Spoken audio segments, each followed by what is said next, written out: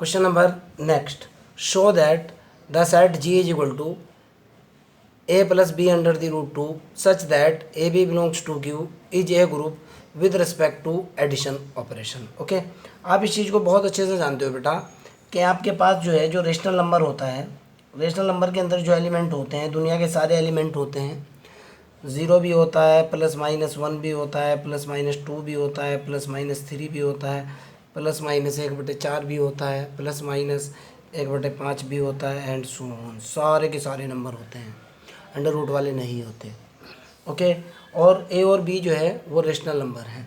तो मेरे को दिखाना है कि ये ग्रुप फॉर्म कर रहा है। अगर ये ग्रुप फॉर्म कर रहा है तो जाहिर सी बात है 4 प्रॉपर्टी पास करेगा। Number 1 closure property, number 2 associativity, number 3 existence of identity, number 4 existence of inverse. Closure property, closure property ये होती है बेटा कि अगर ए ग्रुप का एलिमेंट है, बी भी ग्रुप का एलिमेंट है, तो बाइनरी ऑपरेशन लगाने के बाद ए स्टार बी ग्रुप का एलिमेंट होना चाहिए। ओके, तो जाहिर सी बात है पहले वाला एलिमेंट है, सपोज दैट मेरा जो A1 पहला एलिमेंट है ग्रुप का किस तरह का है, A प्लस के B अंडर दी रूट 2 है। पहला एलिमेंट तो ये है। दूसरा एलिमेंट मैंने मान लिया B1, वो भी ग्रुप का एलिमेंट है, किस तरह का है, आप उसको मान लो A डैश प्लस के B dash under the root 2। Suppose that ये कोई दूसरा एलिमेंट है ग्रुप का, ये कोई पहला एलिमेंट है ग्रुप का। अब समझने की कोशिश करना, मेरे पास ये जो है ए बी और ए डैश बी डैश जो मैंने माने हैं, ये चारों के चारों नंबर जो है रेशनल नंबर से हैं, यानी यहाँ से हैं। क्लियर है ना, समझ आ चुकी। जोड़ करके प्रॉपर्टी देखता हूँ। ऑपरेशन आपको दे रखा है एडिशन का, तो क्लोजर प्रॉपर्टी बोलती है अगर मैं जोड़ता हूँ, अगर मैं A1 प्लस के B1 करता हूँ, मेरे पास कितना निकलेगा बेटा, ध्यान से देखना, उसी तरह का एलिमेंट निकलेगा। A प्लस के B under the root 2 plus A dash plus के B dash under the root 2, दोनों को एक साथ जोड़ा, कितना निकल गया, A प्लस के A dash plus under the root 2 common B plus के B डैश आपके सामने है। Okay, A plus A dash कोई दो रेशनल नंबर हैं, मान लिया एक है एक दूसरा है, कोई दो रेशनल नंबर हैं, आपने दोनों को जोड़ा, जोड़ने के बाद निकल कर तो रेशनल नंबर ही आएगा ना, होगा। तो ये जो 3 निकला है जोड़ने से, ये भी तो रेशनल नंबर का ही एलिमेंट होगा। इन दोनों का जोड़ कोई ना कोई नंबर निकल करके आएगा। सपोज दैट मैंने इसको P मान लिया, प्लस ये मेरा अंडर दी रूट 2 हुआ। दूसरे वाले एलिमेंट को मैंने B प्लस बी डैश को मैंने क्या मान लिया, B प्लस बी डैश जो है सपोज दैट मेरा Q है, और जाहिर सी बात है Q जो है वो भी तो रेशनल नंबर ही होगा। किन्हीं दो रेशनल नंबर को जोड़ने से जो रिजल्ट निकल करके आता है हमेशा रेशनल नंबर ही होता है। ओके, क्या ये वाला एलिमेंट का टाइप और इस वाले ग्रुप के एलिमेंट का टाइप सेम नहीं है क्या? अगर सेम है, आपको भी दिख रहा है सेम टाइप के एलिमेंट है, तो क्या होगा, belongs to the G. Closure तो पास हो चुकी। एसोसिएटिविटी की बात करता हूँ बेटा। एसोसिएटिव प्रॉपर्टी क्या बोलती है, एसोसिएटिव प्रॉपर्टी बोलती है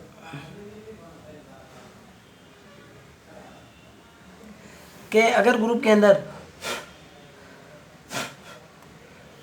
के अंदर कोई 3 एलिमेंट है, मान लिया जाए ए ग्रुप का एलिमेंट है, बी भी ग्रुप का एलिमेंट है, सी भी ग्रुप का एलिमेंट है, तो कंडीशन होनी चाहिए आपके पास ए स्टार बी स्टार सी बराबर होना चाहिए ए स्टार बी स्टार सी के। ये कंडीशन होनी चाहिए ना। तो मान लिया इसका ग्रुप का पहले वाला एलिमेंट है, सपोज दैट मैंने इसको P मान लिया। पहला एलिमेंट मैंने क्या मान लिया, A1 प्लस के B1 अंडर दी रूट 2, ठीक है ना। दूसरा एलिमेंट मैंने मान लिया suppose that Q is equal to मैंने मान लिया A2 प्लस के B2 अंडर दी रूट 2, और तीसरा एलिमेंट मैंने मान लिया R A3 प्लस के B3 अंडर दी रूट 2।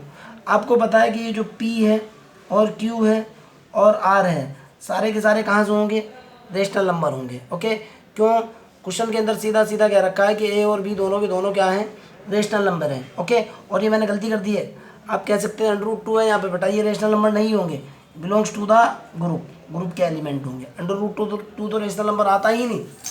अब मेरे को दिखाना है कि ये एसोसिएटिविटी पास करते हैं। चलो चेक करता हूँ।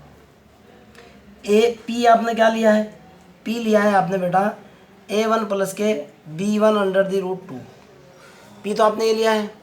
Q आपने क्या लिया है, Q इज इक्वल टू लिया है आपने A2 प्लस के B2 अंडर दी रूट 2 और R आपने लिया है कितना बेटा A3 प्लस के B3 under the root 3, sorry 2, 3 गलत लिख दिया, A3 B3 under the root 2। आपको दिखानी है कौन सी प्रॉपर्टी, एसोसिएटिव दिखाना है आपको दिखाना है एसोसिएटिव। एसोसिएटिव का मतलब होता है कि A star B star C बराबर होना चाहिए A star B star C के, और A B C किसके एलिमेंट हो, ग्रुप के एलिमेंट होने चाहिए ना, बिलोंग्स टू द G होना चाहिए ना। ओके, जोड़ करके देखता हूँ।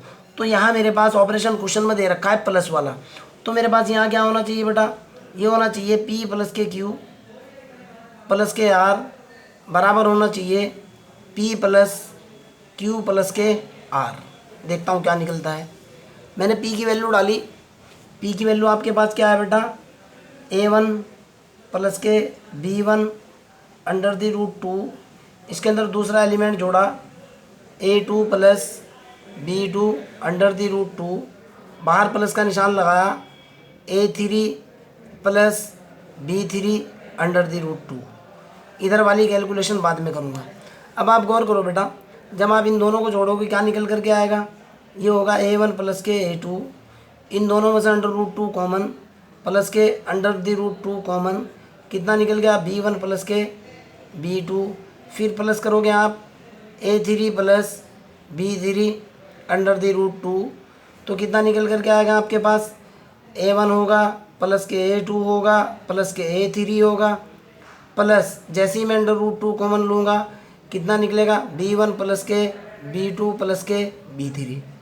अब देखो बेटा, आपको पता है क्वेश्चन के अंदर साफ साफ है A comma B belongs to कहाँ है, रेशनल नंबर है, तो जाहिर सी बात है A1 B1 और A2 B2 और A3 B3 ये भी तो सारे रेशनल नंबर ही होंगे। क्लियर। अब आप इस चीज़ को जानते हो कि A1 A2 A3 rational number है, 3 रेशनल नंबर को अगर आप जोड़ते हो, जोड़ने के बाद कोई ना कोई रेशनल नंबर निकल करके आएगा। सपोज दैट मैंने उस रेशनल नंबर को Z मान लिया, सपोज दैट Z होएगा, इन तीनों का जोड़ Z प्लस के अंडर रूट 2 मेरा एज इट इज। ये मेरे पास अगले 3 रेशनल नंबर हैं B1 B2 B3, इन तीनों को जोड़ा, सपोज दैट इनका जोड़ मेरे पास F निकल करके आएगा, ठीक है ना। Z plus F under root 2 होएगा, क्या ग्रुप के टाइप का एलिमेंट नहीं है, क्या ग्रुप के अंदर इसी तरह का एलिमेंट नहीं रखा हुआ, A प्लस के B अंडर रूट 2। आपको तो कह रहा है कि A और B के ऊपर छूट है, A और B की अनंत वैल्यू कुछ भी हो सकती हैं। A B belong to Q का मतलब ये है कि, ध्यान से सुनना फिर बता रहा हूँ, A B ये जो कह रहा है कि A comma B belongs to Q, इसका मतलब ये है कि A और B जो बिलोंग कर रहे हैं वो minus infinity two plus infinity set के अंदर बिलोंग कर रहे हैं, और इस सेट के अंदर जो एलिमेंट हैं वो P बटे Q टाइप के हैं, Q नॉट इक्वल टू 0 है, P एंड Q इंटीजर है। लास्ट लेक्चर में ये बात मैंने आपको बताई थी। ओके, अर्थात A और B की वैल्यू अनंत हो सकती है। किन्हीं भी 2 रेशनल नंबर को जोड़ने से रेशनल नंबर ही निकल करके आता है। 3 रेशनल नंबर को जोड़ो, गुणा करो, घटाओ, हमेशा रेशनल नंबर ही आता है। ग्रुप थ्योरी के अंदर आपको टाइप के ऊपर जाना होता है, क्या उसी टाइप का एलिमेंट है या नहीं। मैंने 3 एलिमेंट को जोड़ा, जोड़ मान लिया इन तीनों का जोड़ F निकला, इन तीनों का जोड़ मेरे पास Z निकला, क्या Z plus F under root 2 इसी तरह का एलिमेंट नहीं है। जब उसी तरह का एलिमेंट है तो एसोसिएटिविटी तो पास हो चुकी भाई। आगे देखता हूँ, दूसरी तरफ से एसोसिएटिविटी पास करता हूँ। उस तरफ मेरे पास क्या होना चाहिए, P plus Q plus R होना चाहिए। उधर से देखता हूँ भाई P प्लस Q प्लस के R का केस। अब मेरे पास कितना होना चाहिए भाई, P प्लस के Q प्लस के R होना चाहिए। सेकंड केस देखता हूँ, बराबर क्या होना चाहिए, P प्लस Q प्लस के R। ओके, मैंने P की वैल्यू डाली, P की वैल्यू मेरे पास किस तरह की है बेटा, A1 टाइप की है। P की वैल्यू है मेरे पास A1 प्लस के B1 अंडर दी रूट 2, और मैंने इसमें प्लस किया Q की वैल्यू आपको पता है A2 प्लस के B2 अंडर दी रूट 2, और प्लस R की वैल्यू है A3 प्लस के B3 अंडर दी रूट 2। इसी तरह की वैल्यू है ना, जोड़ो ही ना आप। पहले ब्रैकेट अब की बार यहाँ लगा हुआ है, पहले ये वाली वैल्यू जोड़नी है। कितना निकला आपके पास भाई, ये तो एज इट इज हुआ A1 प्लस के B1 अंडर दी रूट 2, यहाँ तो कोई चेंज नहीं। अगले वाला देखता हूँ, प्लस यहाँ मेरे पास कितना निकला, A2 प्लस के A3 प्लस इन दोनों में से कॉमन ले लिया अंडर दी रूट 2, कितना निकल गया, B2 प्लस के B3। अब अगर मैं सारों को जोड़ता हूँ कितना निकल करके आएगा, आपको भी दिख रहा है, A1 प्लस के A2 प्लस के A3 प्लस अंडर रूट 2 मैंने कॉमन ले लिया, कितना बना, B1 प्लस के B2 प्लस के B3। आपको रत्ती भर भी डाउट ना लगना चाहिए। अब मेरे को एक बात बताओ भाई, A1 रेशनल नंबर है, आपको पता है A1 B1 A2 B2 A3 B3 कहाँ से है, belong to the Q, rational number है। रेशनल नंबर का जोड़ भी रेशनल नंबर होता है, गुणा भी रेशनल नंबर होता है, डिवाइड भी रेशनल नंबर होता है, माइनस भी रेशनल नंबर होता है। जब इन तीनों नंबरों को आप जोड़ोगे कोई ना कोई नंबर निकल करके आएगा। सपोज दैट आप मान लो कि Z निकल करके आया, इन तीनों को जोड़ोगे आपके पास कोई ना कोई नंबर निकल करके आया। सपोज दैट वो F निकल करके आया। आपने कहा कि Z is equal to A plus के B, sorry Z is equal to, suppose that Z is equal to A1 plus के A2 प्लस के A3, और suppose that F is equal to है B1 प्लस के B2 plus के B3। तीनों को जोड़ा, जोड़ने के बाद नंबर निकल कर गया। क्या ये नंबर इसी टाइप का नहीं है क्या, बिलोंग्स टू G नहीं हो चुका क्या।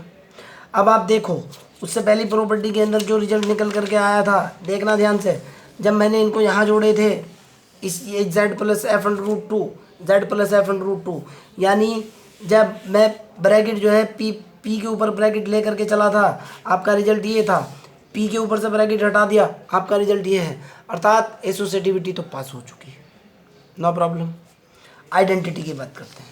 आइडेंटिटी देखना, आइडेंटिटी